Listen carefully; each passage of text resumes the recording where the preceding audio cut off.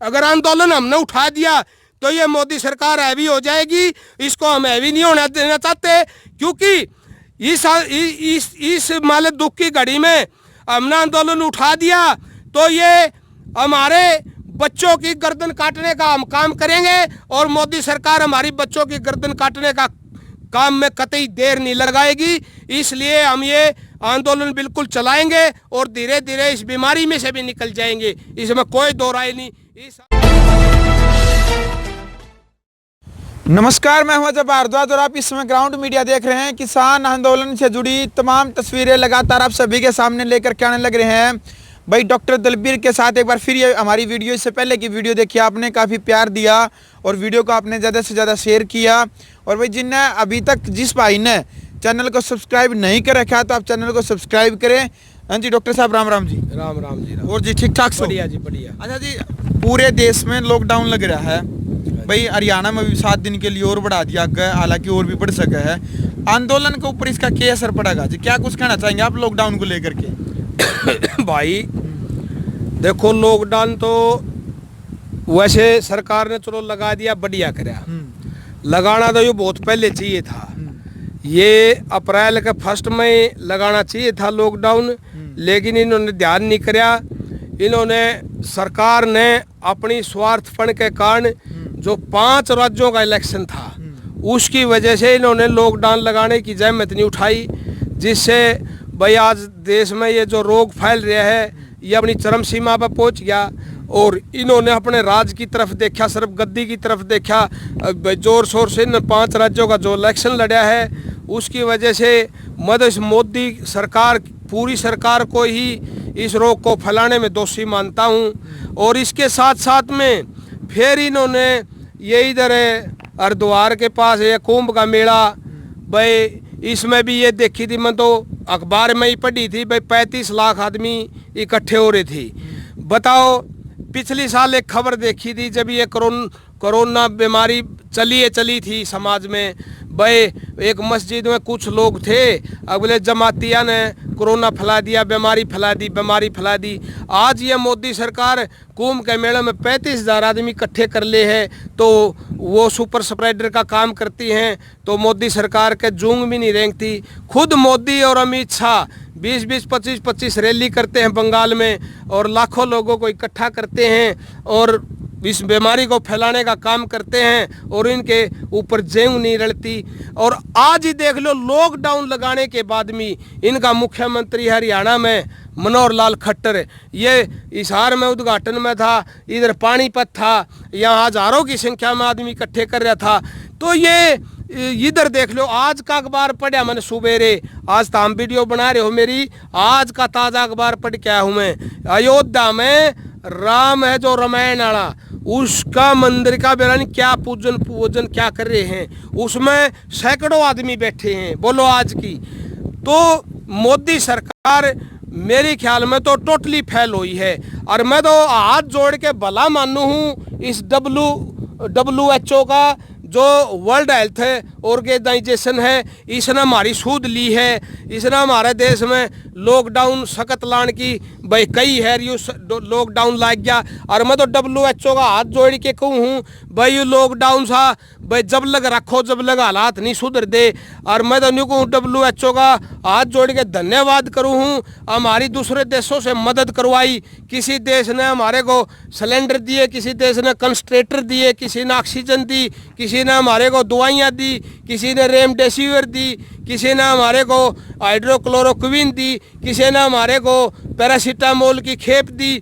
मैं तो इस WHO का जितना धन्यवाद कराया जाए उससे 100 गुना धन्यवाद करूँ। अगर ये WHO नहीं होता, हमारी सरकार ने तो आज पूरा देश मार दिया होता, आज पूरा देश गर्त में चला गया होता, इसमें कोई शक की बात नहीं। सरकार अंधी होके, सरकार का आँखों के पर्दा गिर गया था, सरकार की आँखों पर पावर का मास चढ़ा खड़ा था। इन्हें तो अपनी पावर के नशे में 5 इलेक्शनों में इलेक्शन लड़ा और पूरा देश इस बीमारी में त्राई कर रहा था, पूरा देश इस बीमारी में गर्त में जा रहा था। और ये आराम से CTBT से इलेक्शन लड़ रहे थे और ठीक 2 तारीख के बाद में फिर सारा देश में एकदम से कोरोना हो गया, जो कि पिछले मार्च अप्रैल से बिल्कुल बढ़ने लग रहा था। 2 के बाद इन्होंने सुध ली है।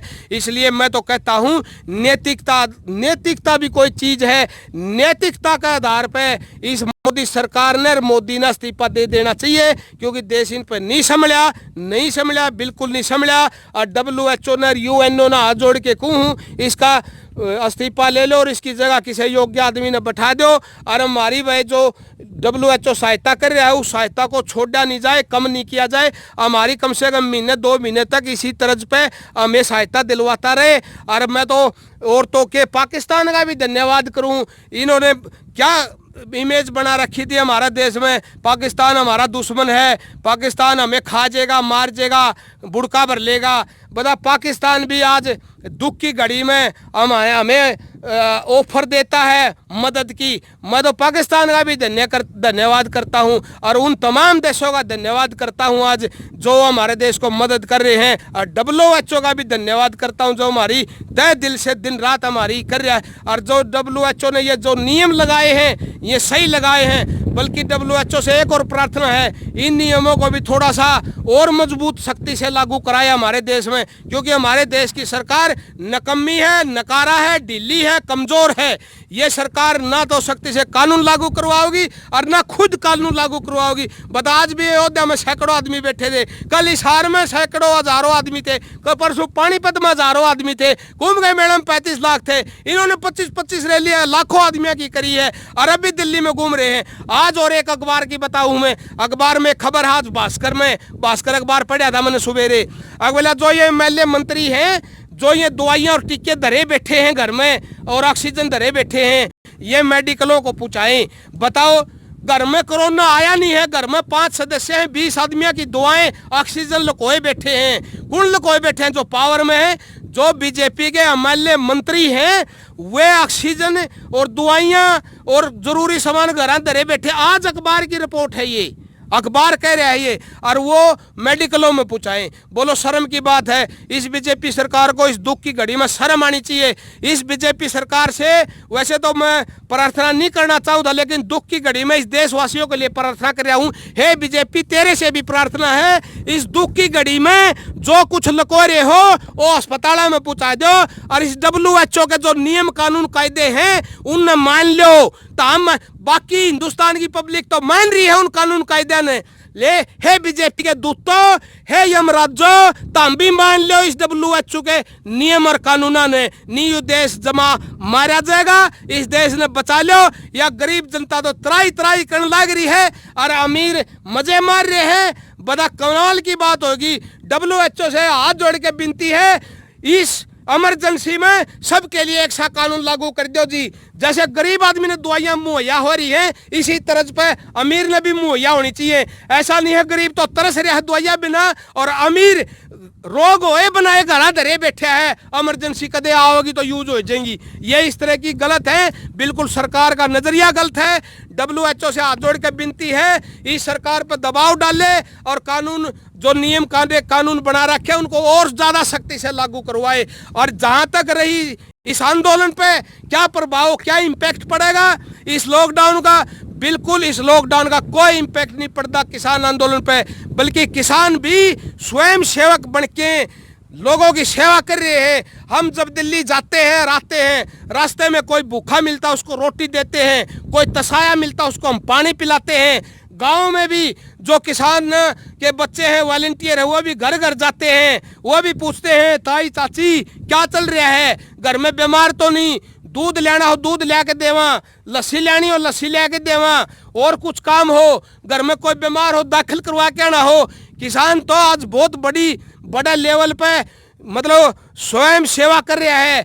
ऐसी स्वयं सेवा हमने सिखों में देखी थी और मतलब इन सिखों का भला मानता हूँ, इन जटों का भला मानता हूँ। इन्होंने हरियाणा, यूपी और राजस्थान को भी सिखा दिया सेवा करना, सेवा भाव। आज सेवा भाव जो किसान के बच्चे और किसान कर रहे हैं कोई नहीं कर रहा। लेकिन किसान का आंदोलन पे इस लॉकडाउन का और इस बीमारी का कोई प्रभाव नहीं पड़ेगा, क्योंकि हम WHO के जो नियम और कानून कायदे हैं उनको बिल्कुल तय दिल से मानते हैं और अपनाते हैं और उनके अनुसार चलते हैं। हम कहीं भी भीड़ भाड़ में जाना हो, बाजार में जाना हो, दुकान पर जाना हो, आंदोलन में जाना हो, बिल्कुल मास्क का प्रयोग करते हैं, 6 फीट की दूरी भी रखते हैं और इनके सारे कानून वो भी रखते हैं, साथ में सैनिटाइजर वगैरह भी रखते हैं। बिल्कुल हर तरह का कानून और नियम हम पुगाते हैं। लेकिन आंदोलन इसी तरह चलेगा। अगर आंदोलन हमने उठा दिया तो ये मोदी सरकार हैवी हो जाएगी। इसको हम हैवी नहीं होना देना चाहते, क्योंकि इस माले दुख की घड़ी में हमने आंदोलन उठा दिया तो ये हमारे बच्चों की गर्दन काटने का हम काम करेंगे और मोदी सरकार हमारी बच्चों की गर्दन काटने का काम में कतई देर नहीं लगाएगी। इसलिए हम ये आंदोलन बिल्कुल चलाएंगे और धीरे धीरे इस बीमारी में से भी निकल जाएंगे, इसमें कोई दो राय नहीं। ये लॉकडाउन बल्कि जो लगाया है, WHO से अपील है इस लॉकडाउन को और भी बढ़ाएं, जब तक सामान्य स्थिति नहीं होती तब तक लागू रखें और ये आंदोलन भी चलता रहेगा। WHO का बहुत बहुत धन्यवाद, ऐसे नियम जो लागू करे हैं। इस देश की सरकार तो नकारा हो चुकी थी, बिल्कुल फैल हो चुकी थी, इसको तो कुछ सूझ ही नहीं रहा था। चलो भाई, वीडियो आपने देख लिया कि लॉकडाउन को लेकर के डॉक्टर दलबीर की क्या राय है और किसान आंदोलन के ऊपर लॉकडाउन का क्या कुछ असर पड़ेगा। तो भाई वीडियो आपने कैसी लगी कमेंट बॉक्स में आपने अपनी राय रखनी है और वीडियो को ज़्यादा से ज़्यादा शेयर करें। ग्राउंड मीडिया के लिए जिला जींद से अपने कैमरामैन सहयोगी इंतजार के साथ मैं जवार। राष्ट्र निर्माण की जानकारी के लिए ग्राउंड मीडिया चैनल को सब्सक्राइब करें और शेयर करें।